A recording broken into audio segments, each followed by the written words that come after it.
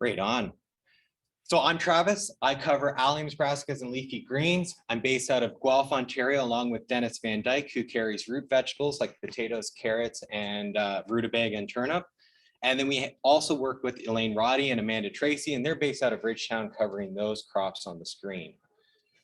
Coming up next week, we have sweet corn, peas and beans on Wednesday, May 11th. On Thursday, May 12th, we have carrot and onion coming up that will also be in person in Guelph and online. And then we have the cucurbit IPM workshop coming up on May 18th. If you happen to miss one of these workshops, subscribe to the On Hort Crops YouTube blog, and they should be posted there over the next week or so. So we're going to start with a bit background information about brassica crops, followed by a few slides on scouting techniques in general. So the Brassicaceae family is a very diverse family of plants. It includes all the vegetables listed here on the right-hand side, and even some that aren't listed, like horseradish. In Ontario, cabbage covers the largest harvested area with over 5,000 acres, followed by broccoli, rutabaga, cauliflower, and Brussels sprouts. And if you combine all of these brassica crops, they account for 13,000 acres as of 2021. As far as the average price per pound in cents, most of them have been on a little bit of an incline. Broccoli has skyrocketed over the last 5 years, but seems to have stabilized. And production takes place across most of the province. However, when it is broken down by county, these are the counties where the highest acreage has been grown in the past. And if you're talking about leafy brassicas, these are the counties where, or the main growing regions that you could expect to find those brassica greens grown. So brassicas are super healthy. It's one of the many reasons that I love them. So naturally, these are great to be consuming in large doses every meal. And it's especially important considering that, you know, we all should be more healthy if you look at what has happened over the last 2 years. So it is thought that brassicas have been cultivated as crops for thousands of years. And over this time, they have been bred into a wide range of different cultivars, each having a specific trait. So in kohlrabi, we have a large stem. If you look at kale, the leaves were selected for in kale. Flower buds were selected for broccoli or cauliflower, and terminal leaf buds in cabbage, and lateral leaf buds in Brussels sprouts. So with such a great diversity of cultivars, there are a bunch of ways to classify brassica crops. We have short and long season crops. We have many that are grown for early, mid, and late markets, and each of those come with a varying degree of quality. So let's start off with cabbage. So it's a biennial that's just grown annually. We don't want that floral stem. It's grown for different types of markets, primarily early, mid-season, and late markets. And we can classify cabbage by its color or its head shape, with there being a pointed head, round head, or flat head. With broccoli, it's also a biennial, or it's an annual that's grown for its florets. And there are 3 types of broccoli. There's the Calabrese, which we are familiar with, that we see at our supermarkets, but then there's also the sprouting or broccolini type, where it doesn't have that dense head, the smaller florets, and longer stems holding those florets. So these are grown for different markets, which include bunches, florets, and heads. With cauliflower, instead of getting a full flower, we're getting a partially developed flower or curd. And these are also grown for different markets, early, mid, and late. And the late type is often used for processing. We typically see the white cauliflower in our supermarkets, but there's also purple and orange. And we're able to keep those broccoli heads white by tying the heads when they reach 8 to 10 centimeters in diameter. Brussels sprouts, it's a biennial grown as an annual for sprouts along that stem. And for kale, we've got 4 main different types of kale. We've got curly, Jacinto, Siberian, and red boar. And these are grown for fresh or processing in the form of kale chips. We've got radishes, lots of different types of radishes. These are our shortest growing brassicas that take as little as 3 to 4 weeks to reach maturity, grown for fresh market, bagged or bunched. We have turnips and rutabaga. Turnips are usually white or white and purple, while rutabagas are purple and sometimes yellowish, depending on the cultivar. Rutabagas are often grown larger than turnips, and they stay tender at larger sizes. So leafy brassicas, tons of cultivars out there. They vary in leaf size, texture, and growth habits. And some are even enjoyed by cows. In general, these brassicas take less time to reach maturity, and many of them can be grown in high tunnels throughout the fall, spring, and even winter. But obviously their growth rates would decrease at those lower temperatures. So the planting style varies depending on the cultivar or brassica. We have direct seeding for radish, turnip, rutabaga, and a lot of our leafy brassicas. And then those brassicas that are often planted at a lower density per acre, like broccoli, Brussels sprouts, cabbage, and cauliflower, that take a long time to reach maturity, are started as transplants in the greenhouse and then transplanted into the field in mid-April to mid-May. And by the looks of it, this year, it's going to be mid-May. Brassicas can tolerate a wide range of soil types. In general, early direct seeded brassicas are grown in sand, and your transplanted brassicas can tolerate those heavier soils. And those heavier soils tend to be better for mid or late season brassicas. And short season brassicas, like our radish, grow well on high organic muck soils. As far as drainage, well-drained soils are more favorable, but they do not hold water and often require irrigation. Brassicas prefer a pH of between 6 to 8. We'll be talking about clubroot in the pathology section, and you'd want a lime to 7.2, if not 7.8, to manage or suppress clubroot development.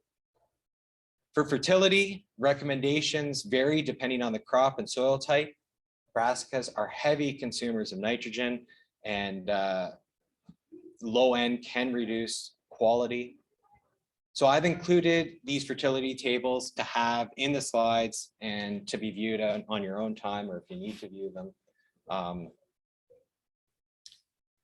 This course is designed more for field scouts and identifying pests in the field. And so we're gonna move on. As far as spacing goes, radish can be anywhere from 20 to 30 centimeters apart. Our transplanted brassicas like broccoli, cauliflower, and early cabbage might be 75 centimeters apart. And then your Brussels sprouts can be even further apart. So I mentioned irrigation before. Those sandier soils should be irrigated to get a good crop every year, but not too much water that it favors pathogen spread and some nutrient disorders. Once harvested, it is essential that the brassicas are taken from the field and bruised as little as possible to prolong storage life. It's also really important to get them out of the field, get them out of the sun, and remove field heat rapidly.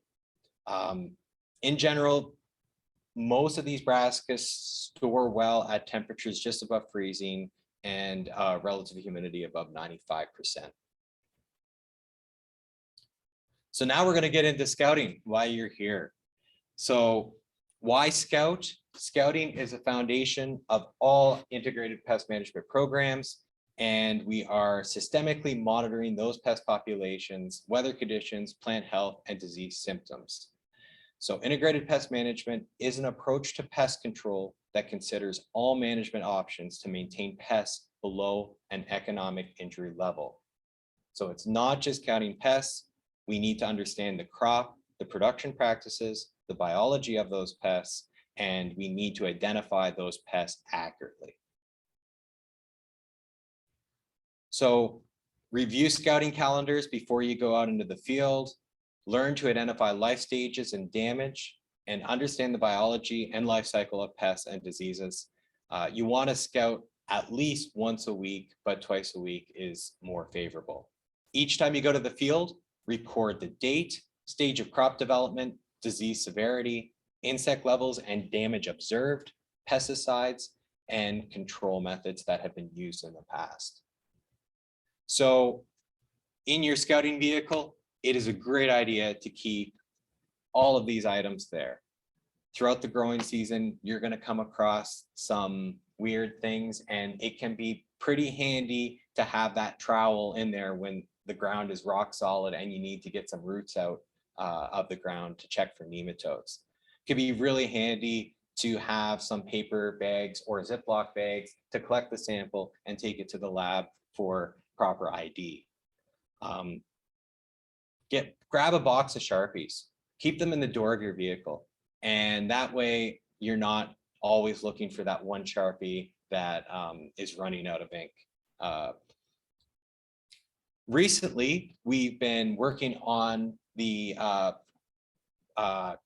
publication 839, our vegetable production guide, and we're going to be including pest activity calendars in that production guide. And I've included the one for Brassicas here, and for those that are in person, you have printed out pest activity calendars in the back of your binder.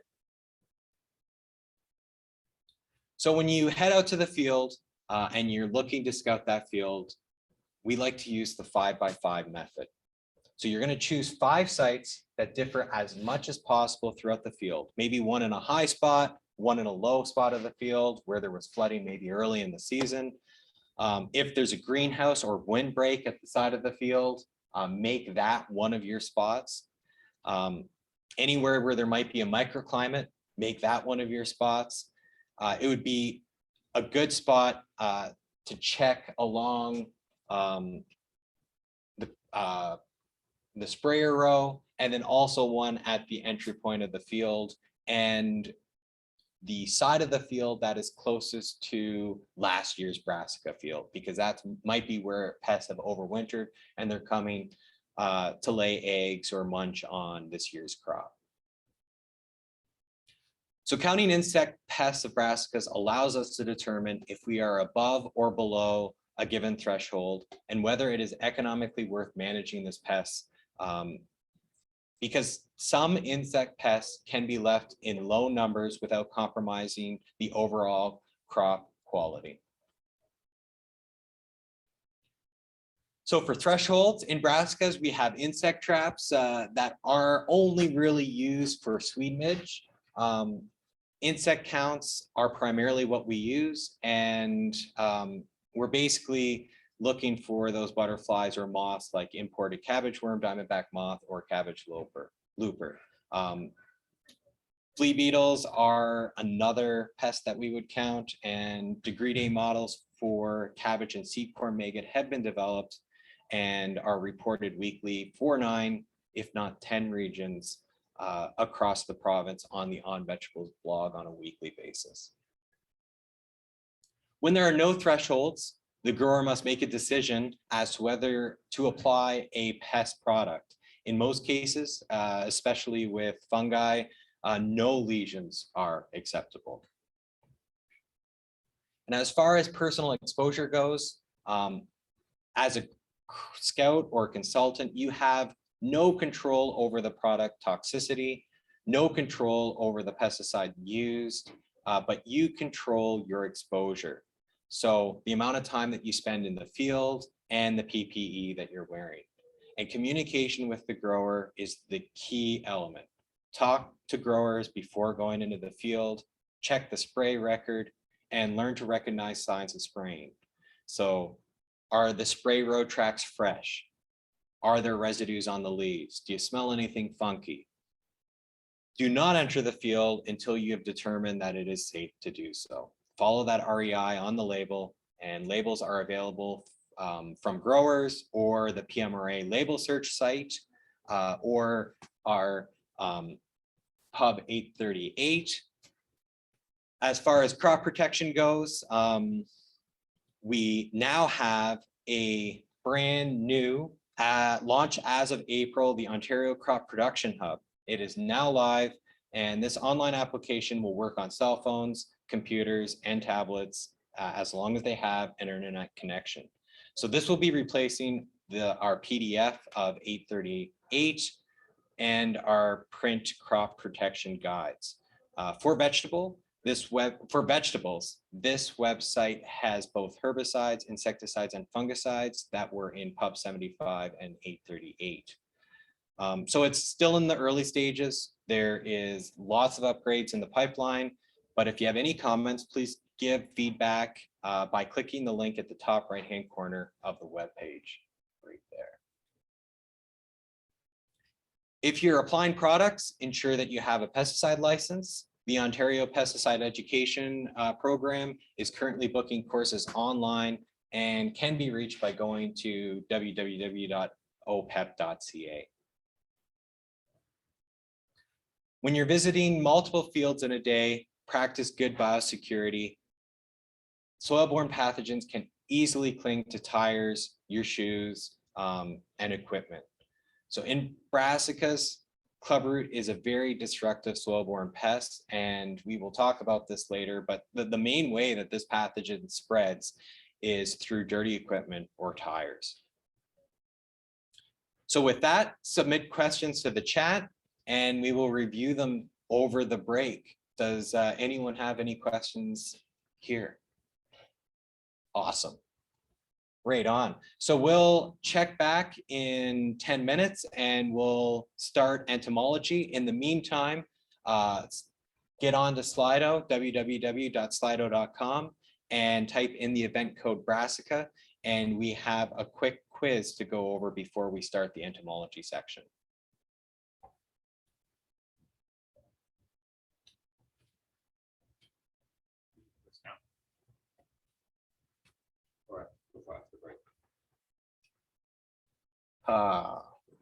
We could do the quiz now.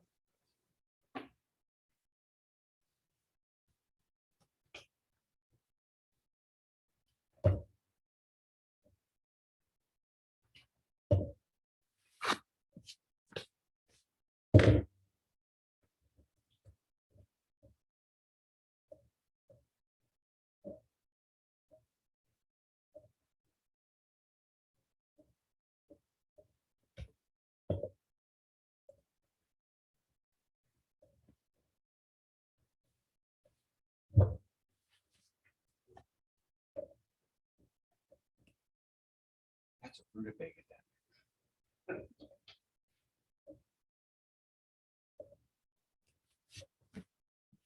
How's that?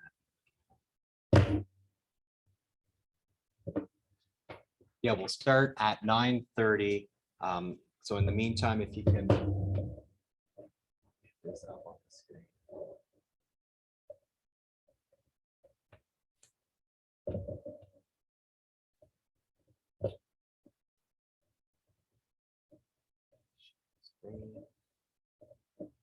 Beautiful. Well, how are you?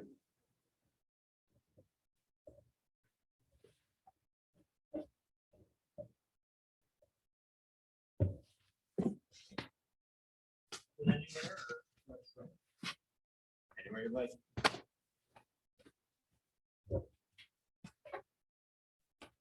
All right. You guys can log on and enter what your favorite Brassica crop is.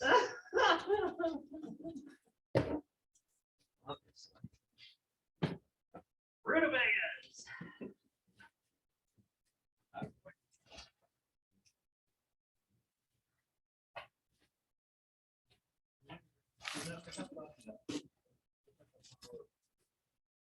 How do we log on?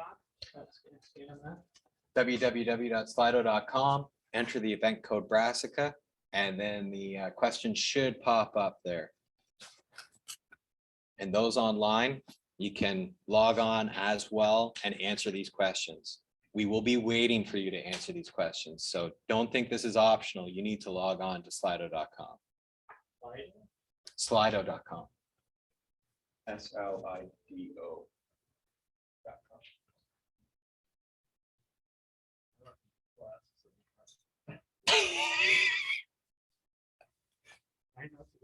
I am really sorry. Go for it. Go for it. We'll see you in 5. All right. Brian will let me on too while I'm on.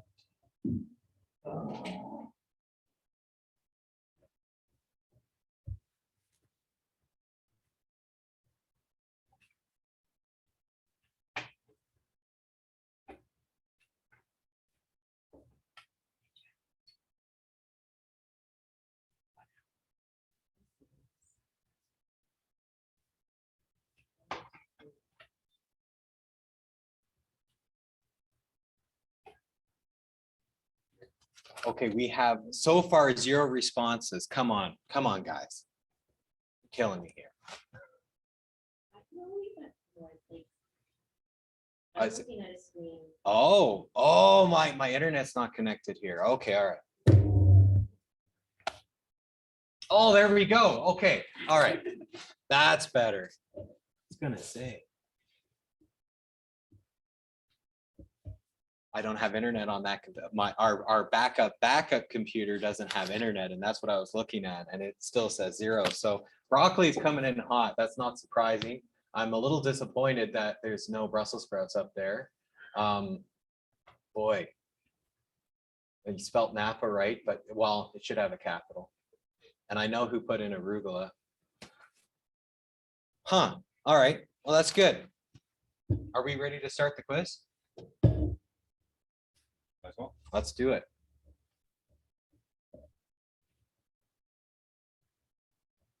There we go. So question 1, what is this insect? Is it cabbage looper, tarnished plant bug, cabbage maggot, Swede midge, imported cabbage worm, or seed corn maggot? Your answers are anonymous, so we won't be able to track it back to the IP of your phone or computer or tablet. So feel free to guess whatever you want.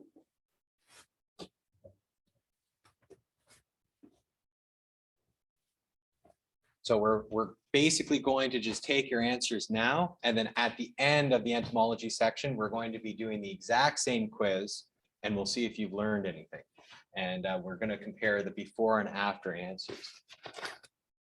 5, 4, 3, 2, 1. All right, next question. What caused this leaf damage? These pinpoints on those leaves? Cabbage looper, tarnished plant bug, cabbage maggot, flea beetle, diamondback moth, or seed corn maggot?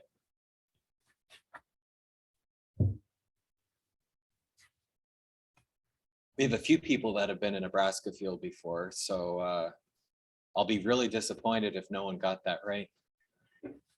5, 4, 3, 2, 1. No pressure. What is this insect coming out of, is this rutabaga or turnip? Rutabaga. Of course it is. Is it cabbage looper, tarnished plant bug, cabbage maggot, Swede midge, diamondback moth, or seed corn maggot? I can't believe my computer doesn't know the spelling of seed corn. I have added that to dictionary multiple times. 5, 4, 3, 2, 1. Our 4th question. So we're looking at this little yellow thing here. What is this insect? Cabbage looper, imported cabbage worm, cabbage maggot, Swede midge. Oh boy. We have 2 cabbage loopers. So you know that it's not cabbage looper and seed corn maggot. 5, 4, 3, 2, 1. Answers are locked in. And now we're looking at this cocoon on the underside of a Brassica leaf. It's kind of it's meshy. What is this insect? Cabbage looper, leaf miner, cabbage maggot, sweet midge, cutworm, or diamondback moth?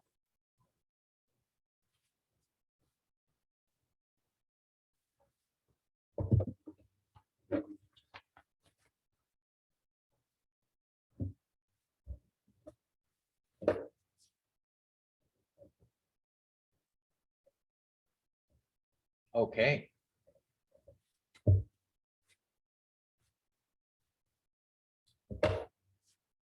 So I'm going to hand it off to Dennis, who's going to walk you through Brassica Entomology.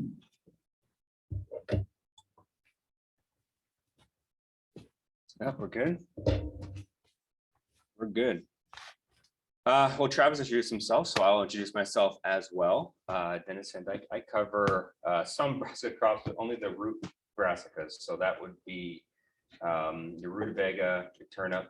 They are different. Horseradish and radish, all different types of radishes, basically. So I will cover the entomology portion of this section. So anything to do with insects, insect control, how to scout for them, what you're looking for. We'll get right into it. So as Travis already mentioned, we have a beautiful pest activity calendar out now. You should have it in your books that you received here in person. And I believe it's in the package that was sent, or could be.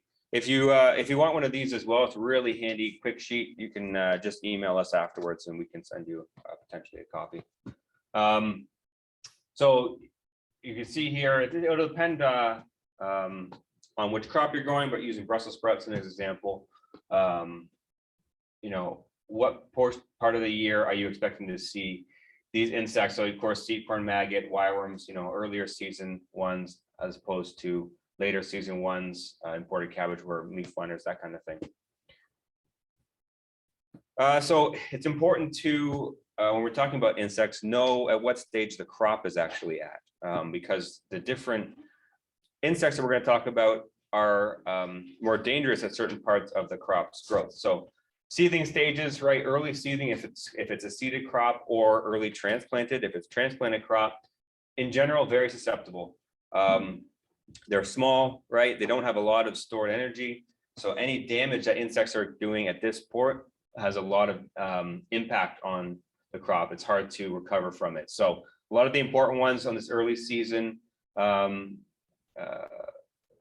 seedling development stage, maggots, of course, cutworms, imported cabbage worm, you can see this early. Flea beetles is a really big one in a lot of crops. Wireworms and slugs and snails as well. When you get into intermediate growth, so that's sort of middle part of the season, you know, we're talking sort of July, August in some cases, depending on when it was planted and what crop. It can generally tolerate a little bit of damage, not necessarily in the leafy brassicas. Of course, you're selling the leaves, so everything has to be nice, but some of the other head, stem, and root brassicas can tolerate a little bit of feeding damage at this intermediate growth stage.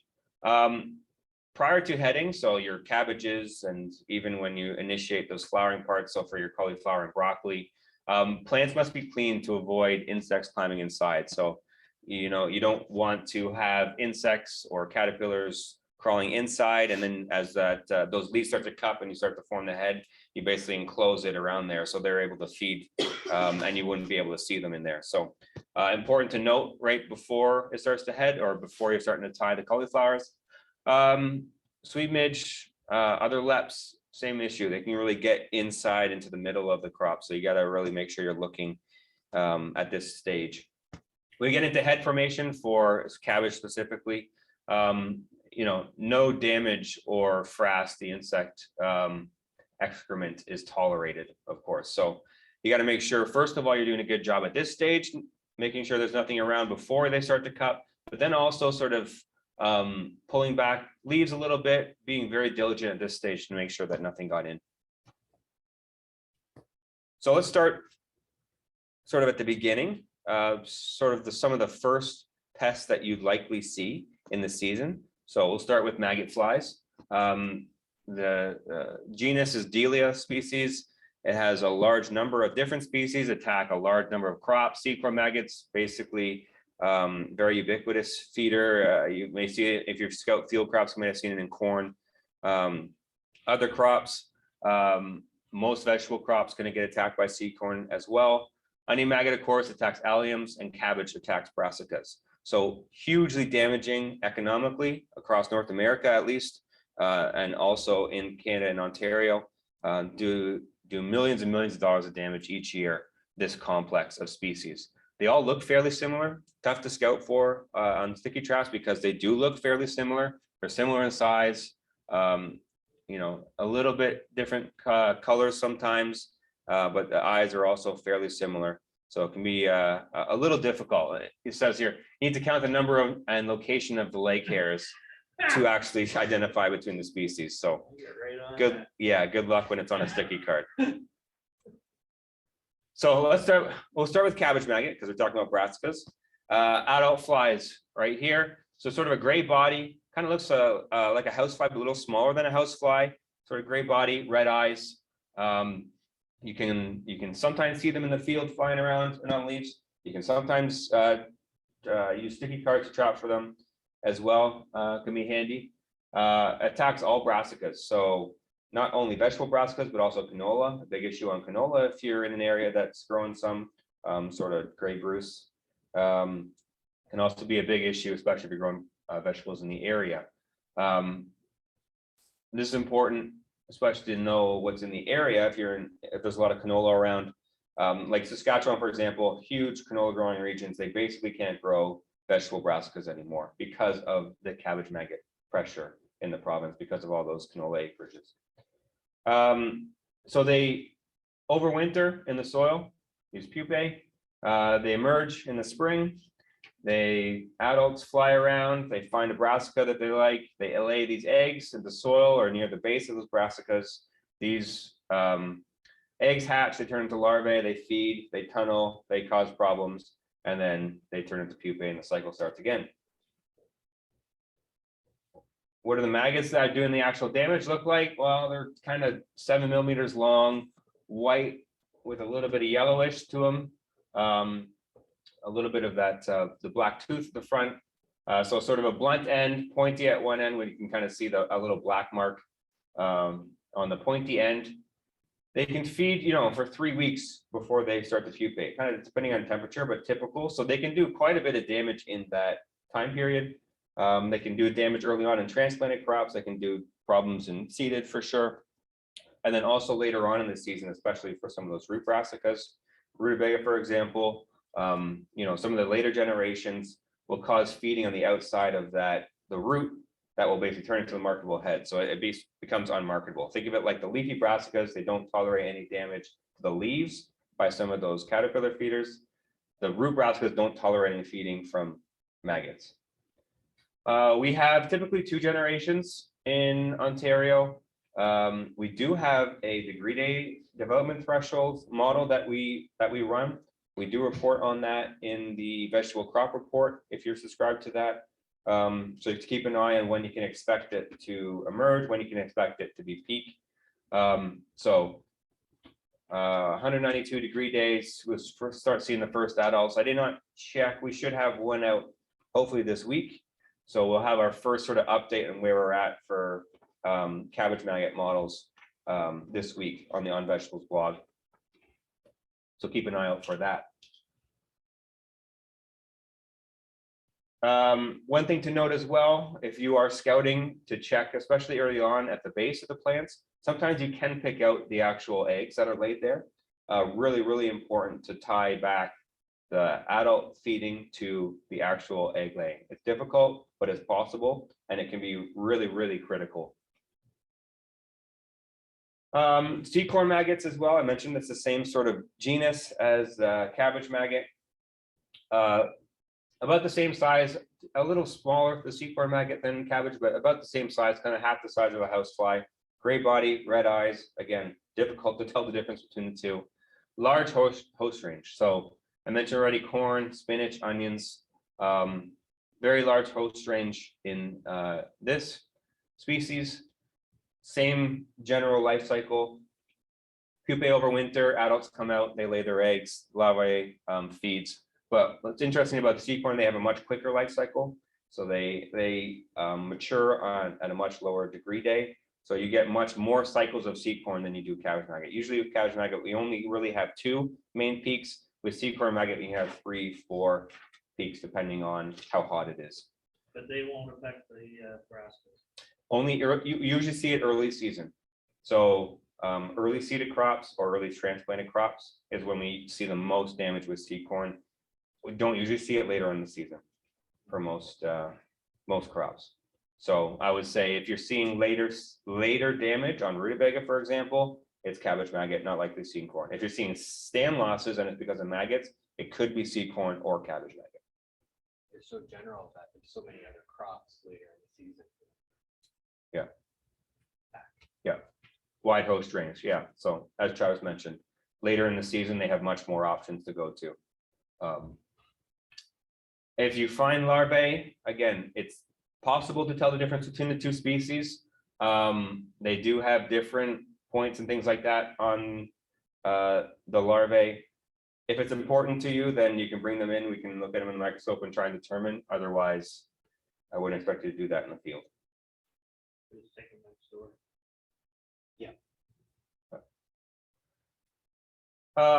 So another early season pest, wireworms, click beetles, another very ubiquitous wide host range pest. If you're scouting for other crops, you'll also be scouting for wireworm in those crops likely. They do prefer higher organic matter soils. And usually it's early season that you'd see issues. They feed on the roots, right? It's the larvae actually feeding on the roots. So you have the adult click beetles here. They're running around, they lay their eggs, which turn into larvae, and the larvae will go up and down the soil 3, 4, 5 years. They'll be staying in that field, depending on the species. So causing lots of damage to whatever is grown in that time period. Usually see them early season in brassicas. They'll be feeding on early transplants or seeded crops. The crop can't handle it, as I mentioned, doesn't have a lot of stored energy. So you'll see wilting, you'll see stand losses. If you dig around, sometimes you can see that it's been fed on by wireworms. If you are going into a new field and the grower doesn't know what sort of wireworm pressure there are, you can bait for them.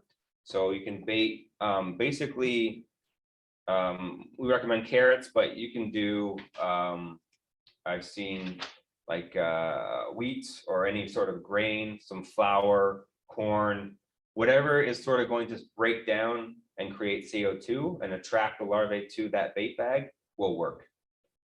So basically what you want to do is just bury it in the soil, put preferably some sort of plastic over top, and then flag it so you can actually find it back. That plastic will warm the soil. The bait bag of carrots or corn or whatever you're using will start to heat up, give off CO2, and all the larvae in the area will get attracted to that. You can come back and see if you have any sort of pressure or what your pressure is. Generally, helpful in fields that are new, that you don't know what your pressure is. There are some new products coming out for wireworm, but there's not a lot of options to control them other than rotational crops. Okay, let's get into our looper complex. So these are caterpillars, our lepidopteran pests. If you're scouting brassicas, you'll probably come back to this slide multiple times. So cut it out of your book. You know, if you're print out a copy of this, keep it in, laminate it, whatever, keep it in your truck. This is really good resource. So we have 3 main caterpillar / butterfly / moth pests in Ontario: Diamondback moth, imported cabbage worm, and cabbage looper. It's helpful to know them in this sequence as well, which I'll get into in a couple of slides about why that's important. But so Diamondback moth, see multiple little eggs on here, greenish eggs. They're all three of them have sort of greenish caterpillars. They have some distinguishing features I'll get into soon. And then different, some moths versus butterflies. So first one, Diamondback Moth.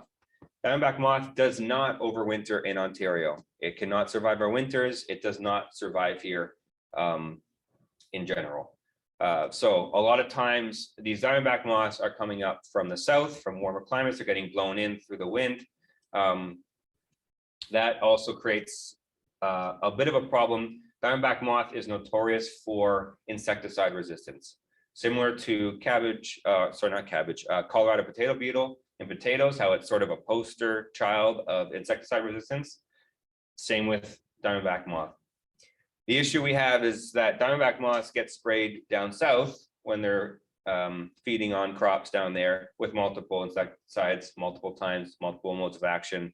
And the ones that survive are the ones that get blown up into Ontario every year. So we're getting Diamondback moths that are already resistant to any insecticide we may be spraying on them. Huge issue and a real big pain.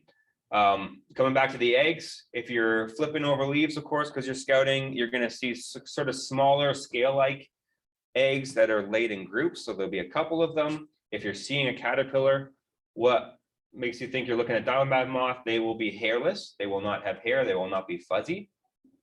And the feeding damage they create is windows. So those are bolded for a reason.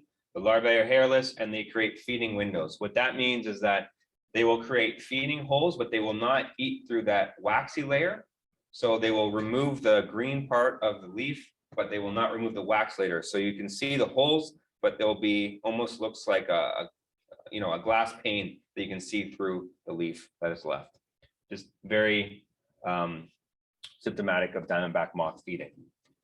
They cause economic damage when they feed on the cabbage head or the growing point, right? So knowing what stage the crop is at is important, especially for Diamondback moth when they get blown in.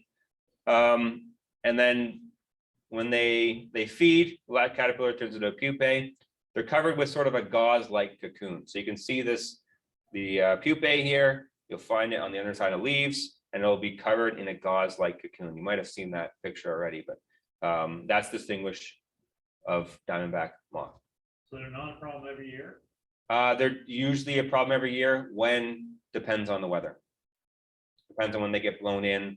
Sometimes we'll get a little population of them and they won't really be an issue, but they'll usually get blown up every year, yes. Yeah. Imported cabbage worm. Imported cabbage worm does overwinter in Ontario. So it does, the pupae can survive here. It's a little bit more easy to predict when the imported cabbage worm will emerge because they are here. We can predict it based on what our spring weather is. It's not based on random weather patterns that are getting blown up from the south. These eggs are those yellow ones in the middle, those yellow bullet-shaped with ridges. It's imported cabbage worm, very distinct. You'll definitely see them on the underside of leaves this year. They create sort of ragged holes. They do some pretty extensive feeding. Notice that these holes are straight through the leaves, right? That's Diamondback moth leaves the windows, imported cabbage worm and Cabbage Looper eat right straight through.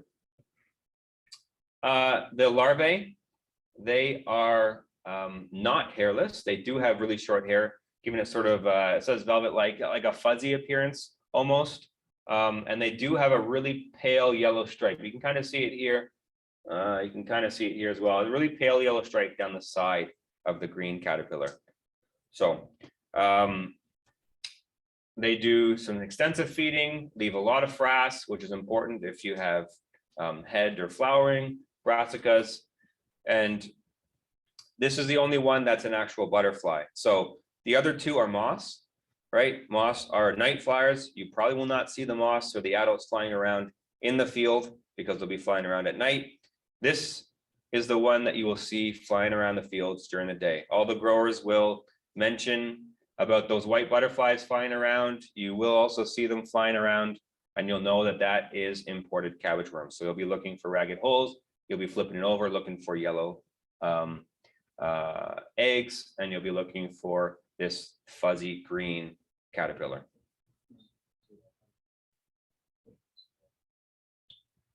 So the third one that's important is the Cabbage Looper. This is the white eggs that you saw on the couple slides before. Again, does not overwinter in Ontario. Same sort of thing as Diamondback Moth. It blows up from the south. Eggs are round. Also a green larvae. They have a bit of a more distinct line, but what's distinct about the Cabbage Looper larvae, they're inchworms. So when you find them and they start moving around, they will be inching along. They do similar damage to imported cabbage worm in terms of holes and frass and economic damage. So it can sometimes be difficult to tell the difference. When you're just seeing the damage, it's important to find either eggs or caterpillars to see which species is actually causing that damage. Again, I mentioned this is a moth, probably unlikely to see it out in the field during the day when you're scouting. Why does this all matter? The differences, and why did I say it's helpful to know the difference, is because in order to scout and accurately assess the risk in the field with all these different species that are going to be in there at one time, it's important to know the species because they all cause different damage. Cabbage looper causes much more damage than the other species. Imported cabbage worm, a little bit less, and Diamondback moth, needs a bit more numbers to cause the same sort of damage. So we put a cabbage looper equivalent. So basically 2 imported cabbage worms to 1 cabbage looper, and 5 Diamondback moths to 1 cabbage looper. So what does that mean in the real world if you're scouting? Well, if you're going through a field, just kind of keep a tally of which species you're finding. When you're finished your scouting, just multiply the cabbage looper equivalent by the number that you found. Let's say you found 10. Your Diamondback moth, you found 4 imported cabbage worm, and you found 9 cabbage loopers. Just multiply it by your cabbage looper equivalent to get your actual totals, right? So, 9, 2, and 2 for a total of 0.52 cabbage looper equivalents.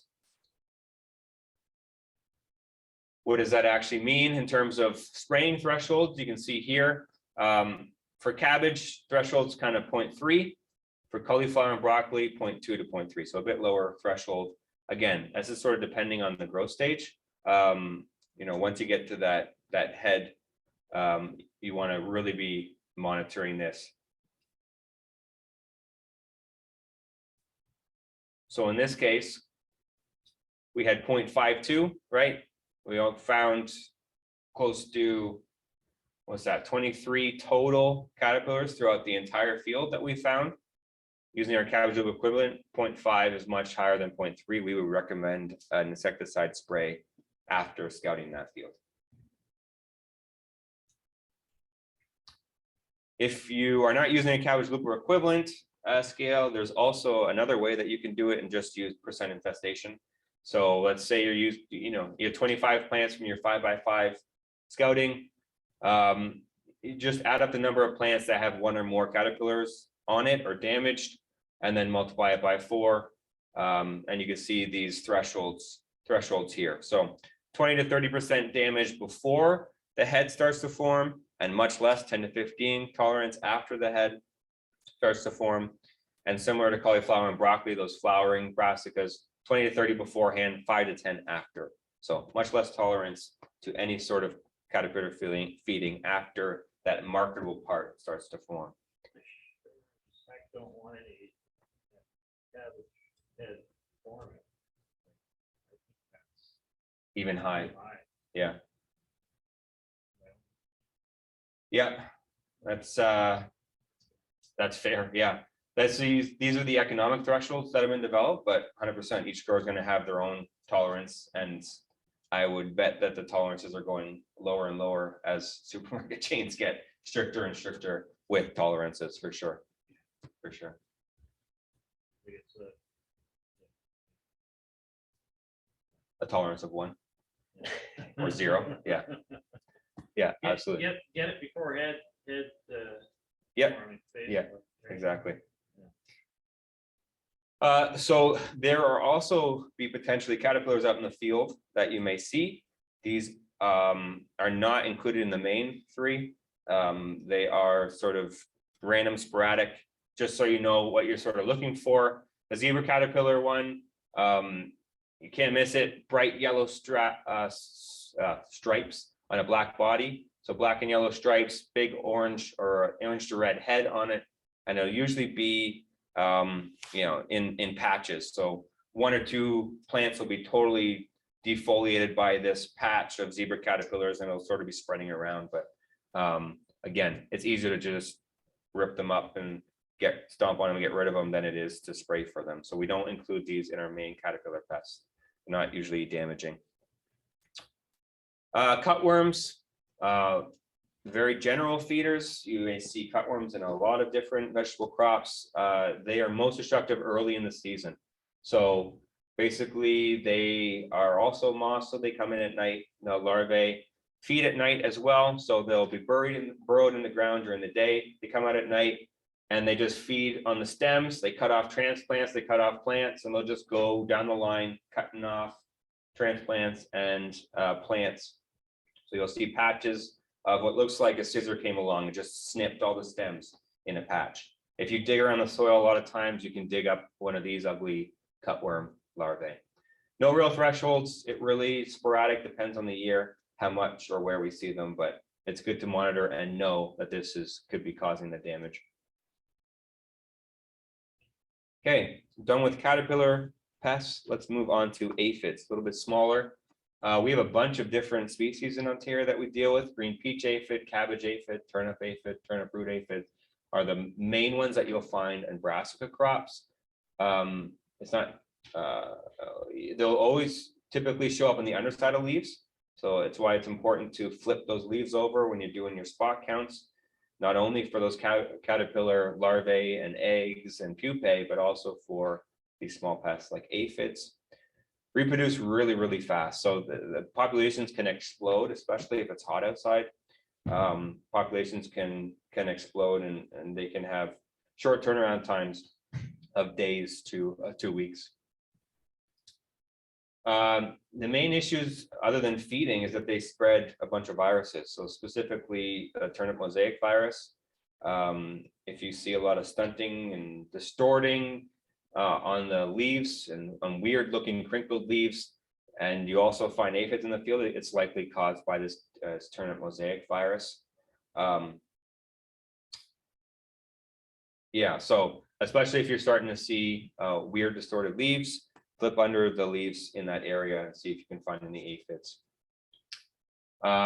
Just look for aphids when you're doing your regular 5x5 spot counts. We don't really have any established thresholds, so keep a general idea of the amount, how bad the infestation is, how many areas of the field that you're finding the aphids in. Thrips, another very small insect you may see and deal with. A very large host range. Again, you'll probably find thrips in most of the vegetable crops you are scouting for. They are especially damaging late in the season because they feed and they scratch the surface, which then reacts. So you get like almost a scab-like reaction, which then makes that cauliflower, cabbage, broccoli crop unmarketable. It just looks ugly.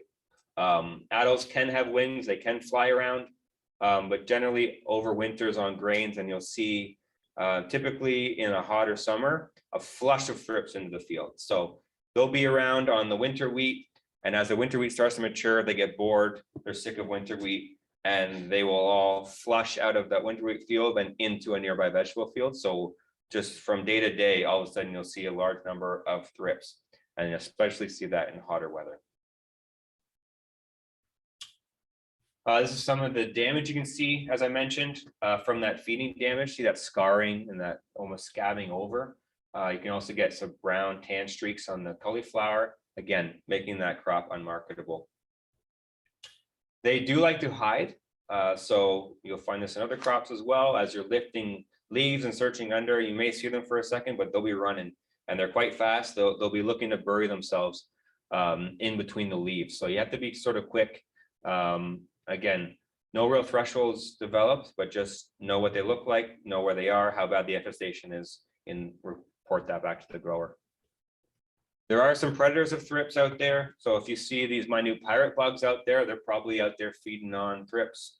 So these are not a pest. These are actually good and beneficial.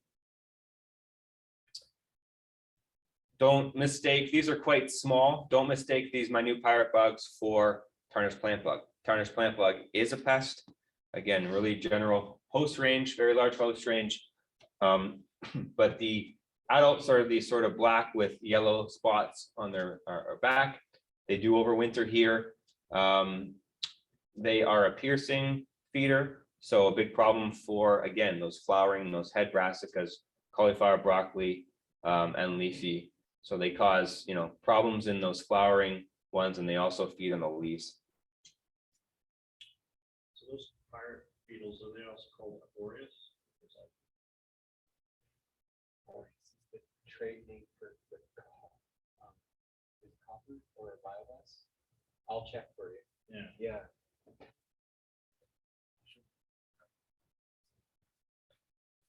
So this is what the adult looks like, right? Black to brown with those yellow spots on its back. And these are what the nymphs look like. So as it goes from early on, it'll be this small little green. It'll almost be an aphid size and look like an aphid, but it'll be much, much faster than aphids.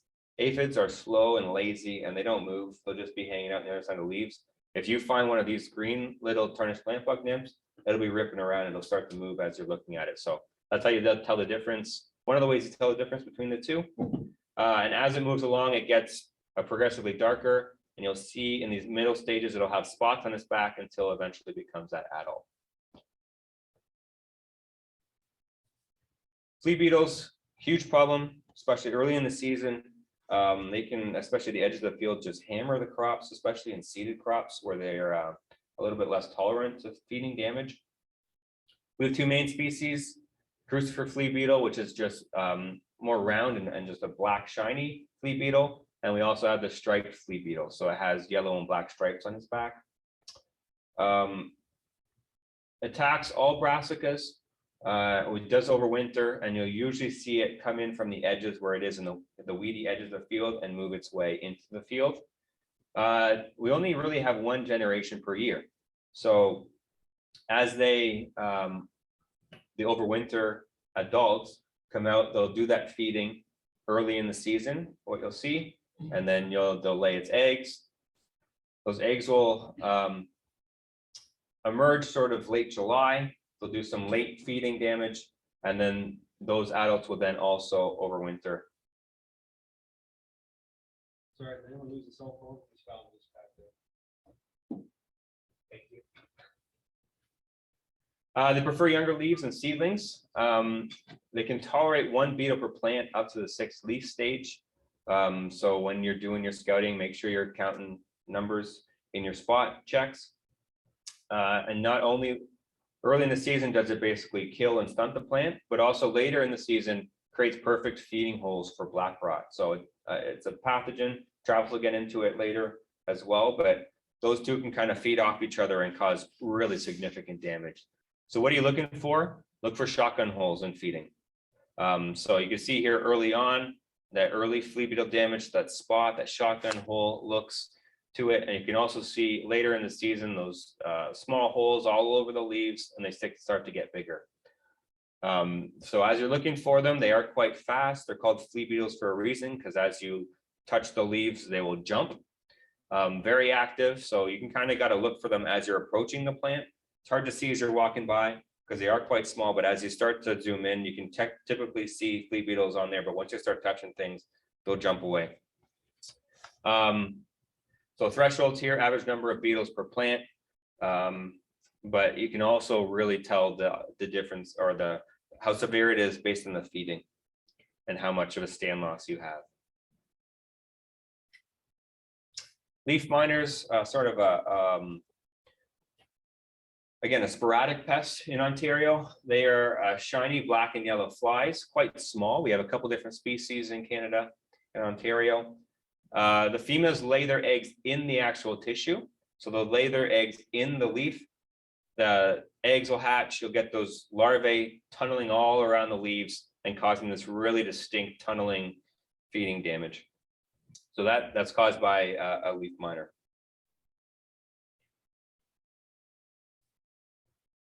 They really, sometimes you can see the stippling too as the adults are feeding, but they really just sort of reduce the photosynthetic area. Not really a huge issue in general, just good to know and monitor if they are there. Okay, getting into sweet midge. This does now overwinter in Ontario as well. This is a very, quite a small little insect, very difficult to see with the naked eye. The females will lay their eggs in the growing point of the Brassica crop, right? That is a huge issue on head Brassica, flowering Brassicas, right? Where your actual marketable portion of the crop is going to grow from. If you have eggs and larvae in here feeding and causing damage, well, then you've lost that entire plant and the ability to create a marketable head. So eggs are laid in here, they hatch in like 3 days, and then 2-3 weeks of feeding, they pupate in the soil, and then they can remain dormant for up to 2 years. So once it's established in an area, quite difficult unless you're rotating for a longer period of time to get rid of them. What are you going to see later on in the season when the damage? Swollen buds, right? They don't open up, they don't remain closed. You will see distorted leaf growth. So distorting, rotting, no heads. In cabbage, you'll see multiple heads. This can often be caused by sweet midge damage early. So it doesn't completely destroy the growing point. It just disrupts it and it'll start to grow multiple heads, but none of these will be marketable because they won't grow big enough. Yeah, again, I mentioned rot and wet tissue, secondary pathogens, those black rot, other bacterial pathogens get in and just rot the plant out. There are traps available to look for them. There's sticky traps mounted with a pheromone trap, which track the males to it. So there are established thresholds, 5 to 10 males per trap per day, 1 to 5 males per trap per day for broccoli. And coupling this with scouting is important. So if you have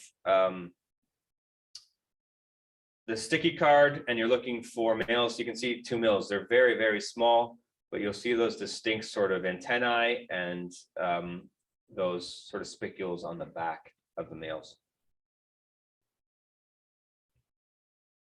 One thing that's important when you're scouting in terms of weeds is there's lots of Brassica weeds, stinkweed, shepherd's purse, dog mustard, those are all Brassicas.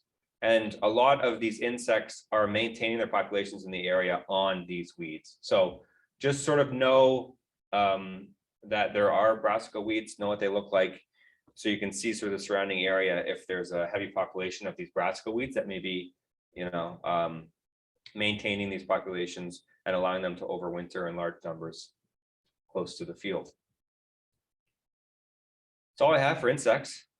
Any questions in general on insects, or want to sign back into Slido and we'll do our wrap up.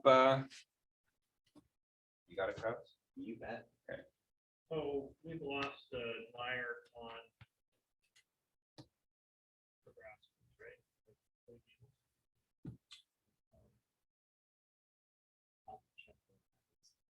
Yeah, I think We're all right this year, but it's the last year. Yeah. so then my question was, because it's a, you know, they have to feed on it, the flea beetles, right? They have to feed on it before it kills them, right? So now you've got the damage, and I get this all the time from the owners, right? They're like, okay, so there's flea beetles, better spray, right? And I'm like, patience, right? So you know, Yeah. you know, it takes time for that. Move on. Otherwise, just what do you call it, recreational spraying. Yeah. So, Yeah. So what, you know,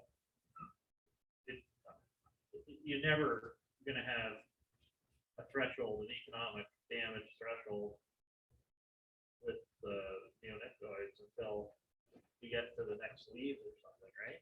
Yeah. Yeah. No, you're right. And I think even the new products that are working for Pluto are working the same way as the neonics work, where you need a little bit of feeding for the uptake and then they work. So yeah, you will see damage every year, at least a little bit, until they feed and uptake. Yeah, unless you're, you know, hammering them with 7, that would be a contact, but Yeah, but they're getting resistant to 7, right? Like Yeah. the striped ones are already resistant to 7. Yeah. So, yeah. yeah. So as long as you know what you're using against them and how it works, for sure. You will see damage with the neonics. It'll take a while for it to kick in, and same with the newer ones like Savanto and things like that. Like it's the same thing. They need ingestion, but it does take a little bit of time to work. Okay, so that's covered those ones. So we don't have to worry about losing the mire for flea beetles at least. Yeah, there will still be products available. Right. But, yeah. For now. Okay, if anyone can get back into Slido, we'll start with the first one. The first one up. The first one's up. First one's up and available. What is this insect? So, green caterpillar. Is it a cabbage looper? Is it B, tarnished plant bug? Is it C, cabbage maggot? Is it D, swede midge? Is it E, imported cabbage worm? Or is it F, a seed corn maggot? So what is this caterpillar you're looking at? Couple more seconds. Get your answers in. That's fine, good. You can get the next one, John.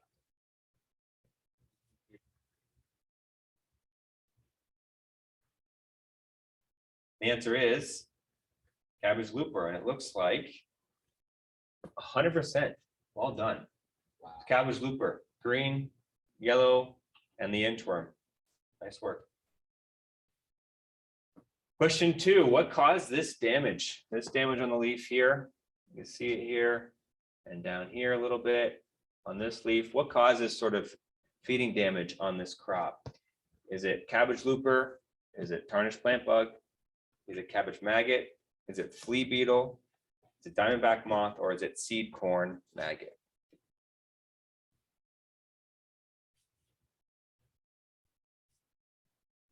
So what do you think caused this damage?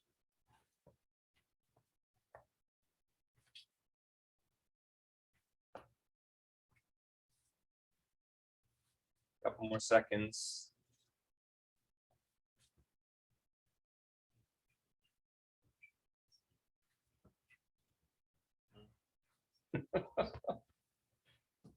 Only I can do that.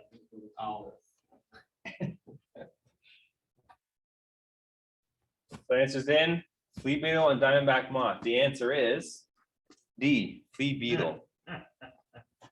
The small holes, the shotgun appearance all over and not through the leaves gives us a flea beetle. On to question 3. What is this insect? So in this is a rutabaga plant. It's this white insect here. What is this insect coming out of that hole? Is it a cabbage looper? Is it a tarnished plant bug? Is it a cabbage maggot? Is it a swede midge? Is it a diamondback moth? Or is it seed corn maggot?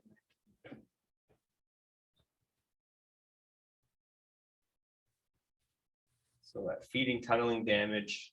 The white one coming out. Couple more seconds. 3, 2, 1. And the answer is, there you go. Cabbage maggot, seed corn maggot, and they're both highlighted because it both technically could be when you're looking at it in the field. So it's likely cabbage maggot, but we will accept seed corn maggot because unless you're taking this into the lab and looking at the back of the larvae, it's hard to tell. Great. Question 4. What is this insect? So you looked on the other side of the leaf, you find this little yellow egg thing. What insect is that? Cabbage looper, imported cabbage worm, cabbage maggot, swede midge, cabbage looper, or seed corn maggot? Now, if you attended the workshop and you cut out and laminated that little cheat sheet, you quickly flip to your back pocket and identify. Couple more seconds. Page turn. Open book test. 3, 2, 1. Answer is B, imported cabbage worm. So that yellow bullet-shaped egg laid on the bottom side of the leaf on its own is that overwintered imported cabbage worm. Okay, what is this insect? You flipped over the leaf and you saw this pupae here. It has this gauze around it. What pupae has a gauze around it on the underside of the leaf? Is it Cabbage Looper? Is it a leaf miner? Is it C, Cabbage Maggot? Is it D, Sweet Midge? E, Cutworm? Or F, Diamondback Moth?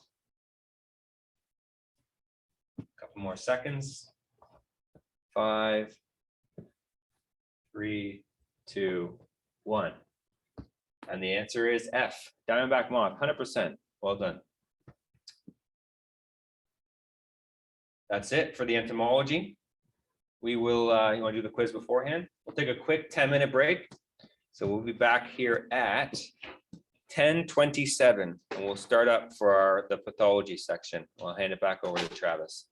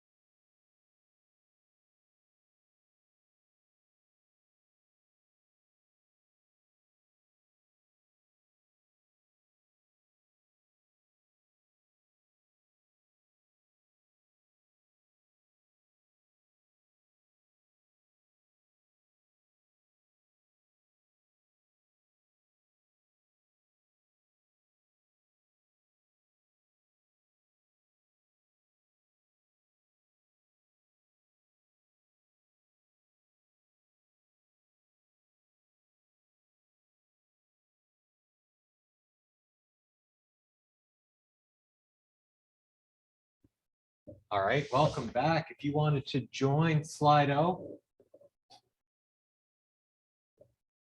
we are going to start the pathology questions. If you want to hit the green go button, Dennis. Thank you.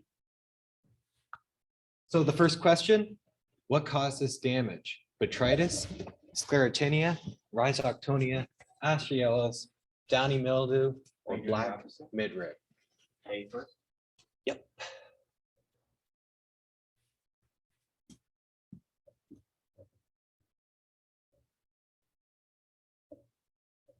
Got 3 answers in already.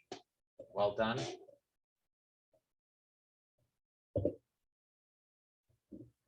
Five, 4, 3, 2, 1. Next one, what caused this? Alternaria, botrytis, bacterial leaf spot, downy mildew, soft rot, or black rot. So, okay, if you don't know, we're just trying to get a sense of how much you know going into the pathology section. 5, 4, 3, 2, 1. What caused this damage?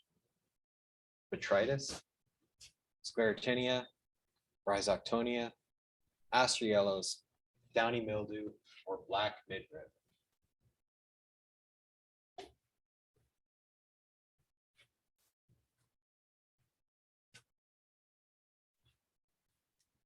Five, 4, 3, 2, 1. What's wrong with this leaf? We're looking at this lesion here. Is it Alternaria, botrytis, bacterial leaf spot, downy mildew, soft rot, or black rot? 5, 4, 3, 2, 1. Our last question. What caused these leaves, these bottom leaves, to turn yellow? Alternaria, botrytis, bacterial leaf spot, downy mildew, Fusarium yellows, or Aspergillus?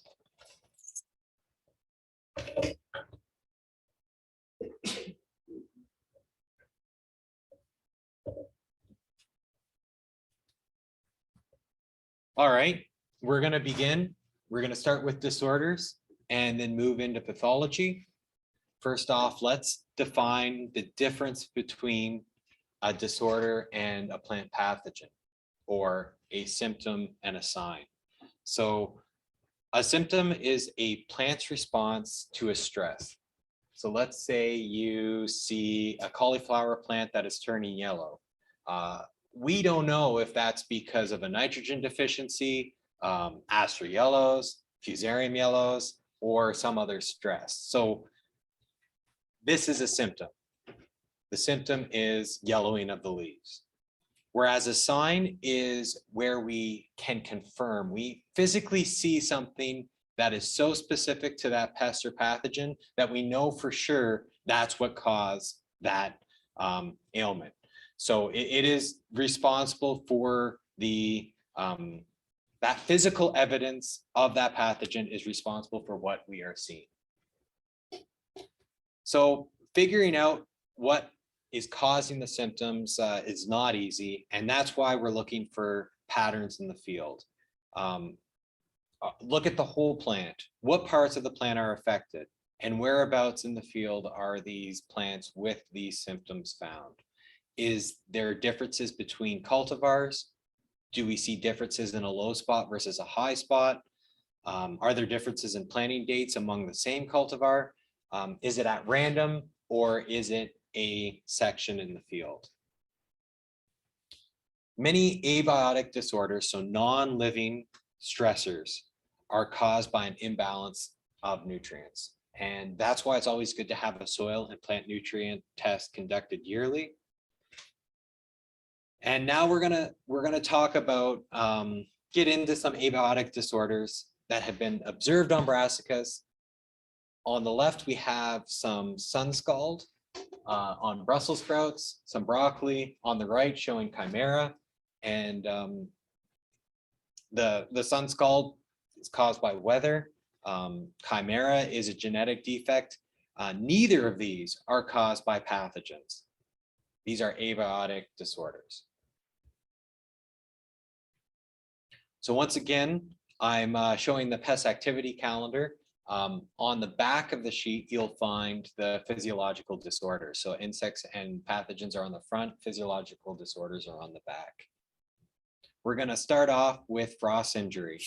With these cold nights we've been experiencing, there's a real chance that we will see some frost injury. So look for those curled leaf edges, blotches or spots, sometime reddish. The leaves will turn red around the outside.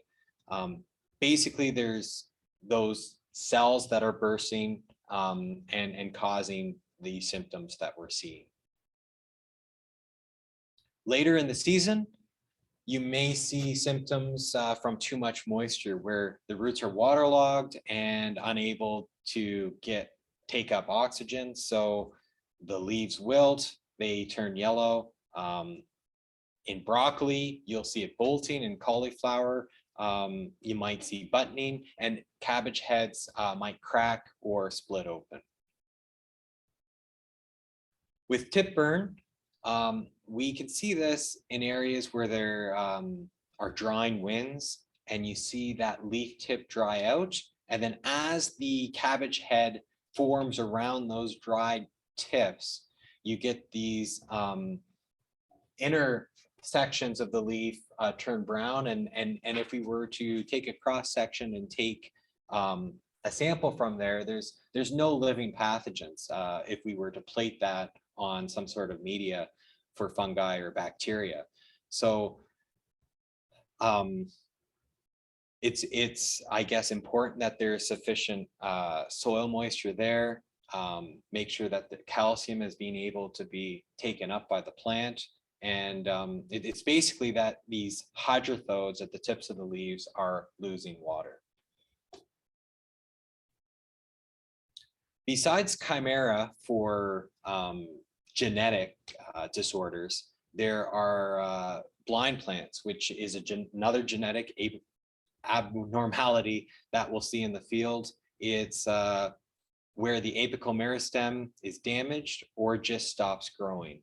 And you just get 2 or 3 leaves, and then there's no apical meristem, so you don't get that 4th leaf.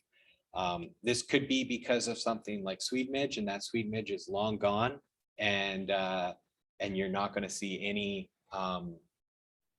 any sort of anything to indicate that it was sweet midge that caused that.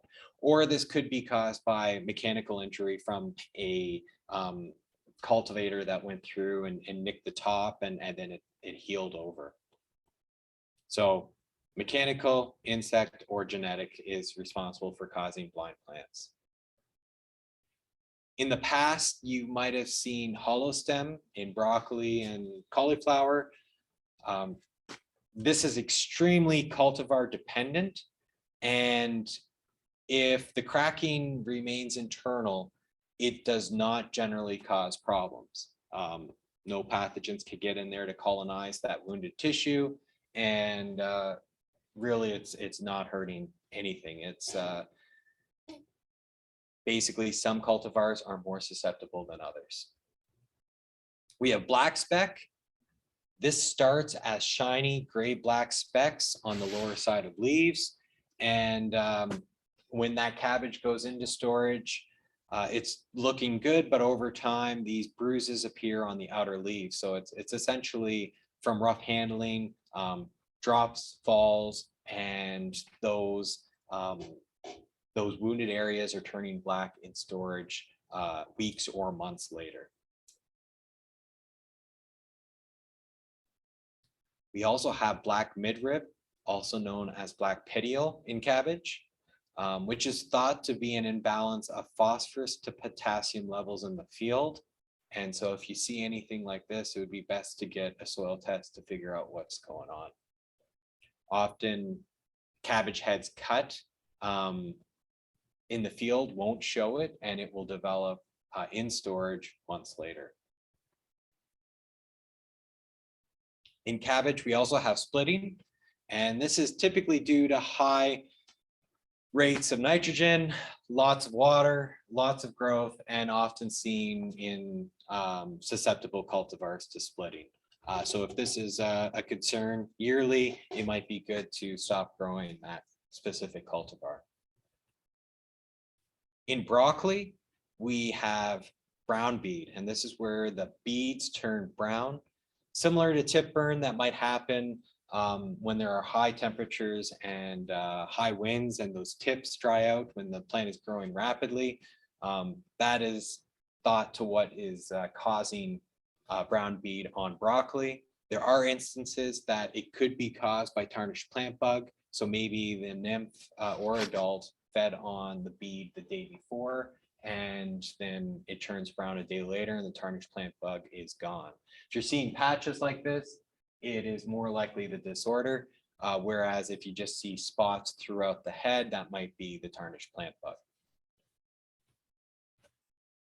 There are shape disorders that are common amongst our cultivars of broccoli and cauliflower that are grown in northeastern North America. A lot of these cultivars are developed for other areas around the world and not used to our climate. And so when we get those high temperatures in the summer, you might get that uneven head growth that results in loose crowns, or in this case, we have two cultivars, Captain and Decathlon, and you can see the differences with a high rate of nitrogen versus a low rate of nitrogen. Riciness is a disorder that causes this fuzzy-like floral appearance of the cauliflower head. Cool or hot weather can cause this. And then very often, or not very often, we see nitrogen deficiency where lower leaves turn bright orange, sometimes red. And this can look like Astrellos, which we will discuss shortly. And then I've included a bunch of other deficiencies in your handouts that are rarely seen in Ontario, but the slides are good to have as a reference. So we've got potassium deficiency, manganese deficiency. Like, look at this picture from the 70s or late 60s. It doesn't happen often. So feel free to go through these in detail on your own time. And the last disorder I would like to discuss is actually caused by a living pest. I mentioned before with those blind plants, Swede midge can cause not just blind plants, but those twisted leaves. The Swede midge is long gone. So just keep that in mind, that it is possible that stresses weeks ago might have left and caused what we're seeing today in the field. Okay, are there any questions about disorders before we move on to Brassica pathogens? Okay. So I'm gonna start with ones that we see early in the season. And first one that I think of is damping off. There are two types. There's pre-emergent damping off and post-emergent damping off. So pre-emergence is when the seedlings germinate but fail to get through the soil surface. And post-emergence is where the plant shows a lesion development along the stem around the soil surface after it has breached the soil surface. So management strategies to help prevent damping off include non-sterile potting media, seeding in cool, those are things we want to avoid. So non-sterilized potting media, seeding in cooled potting soil, avoid waterlogged soils. Sometimes your cell count is too high in that tray, leggy plants from not enough light, or excessive fertility at seeding.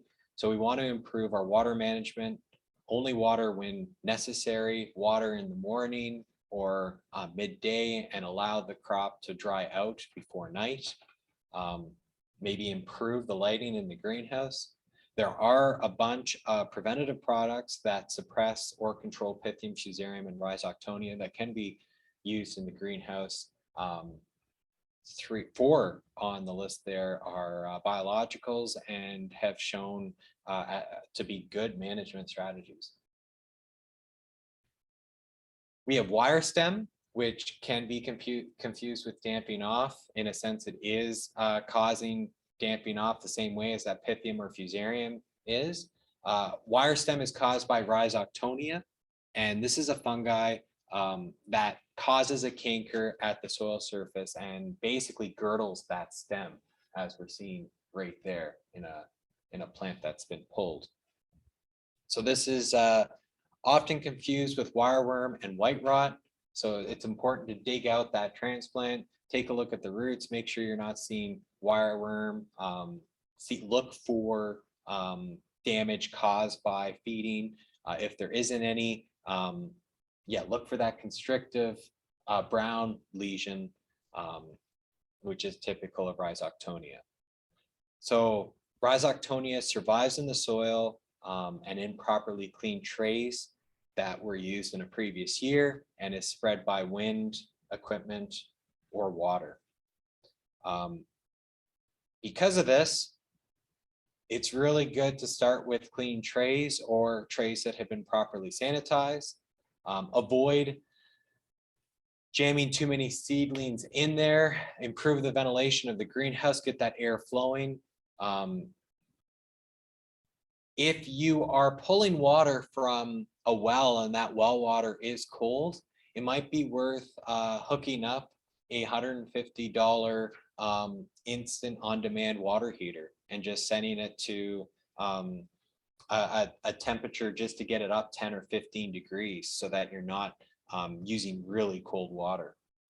You want to plant in soil temperatures above 10 degrees Celsius, 50 Fahrenheit. Avoid banding fertilizer close to that seed. And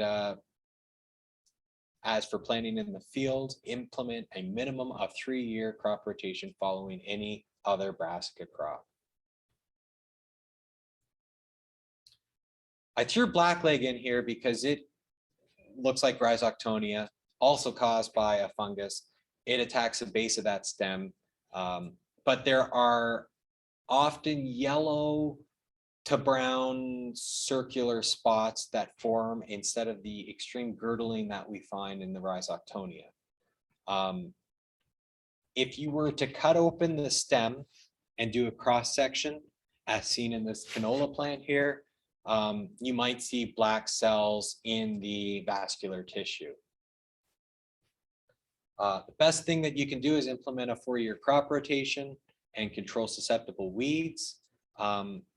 It's not really a major pest, if at all, in Ontario, but I wanted to include it here so that you can recognize it and see it and differentiate it between the other fungal pathogens.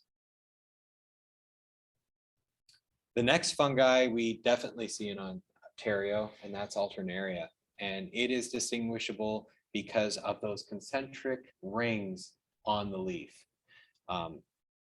In cauliflower, it produces these black curls, or black curds, and we've got speckling on Brussels sprouts here. There's those leaf lesions with the concentric rings. More Alternaria on cauliflower curds. So basically, Alternaria spores are overwintering on improperly incorporated crop residue from the previous year, or some place where it has overwintered, maybe a weed species. Once we have warm, moist weather, it is spread by wind, rain, equipment, and on our pants as we walk through the field. And once those spores get 9 hours of pretty moist, 15 to 25 degree temperature, they're able to germinate and infect that leaf. These leaves eventually fall. Fungi grow on the leaf, whether they're on the plant or if they've fallen, and they're able to infect the markable portions of the crop. So it is best to avoid overhead irrigation to prevent splashing around. So if drip is an option, that might be something to look into.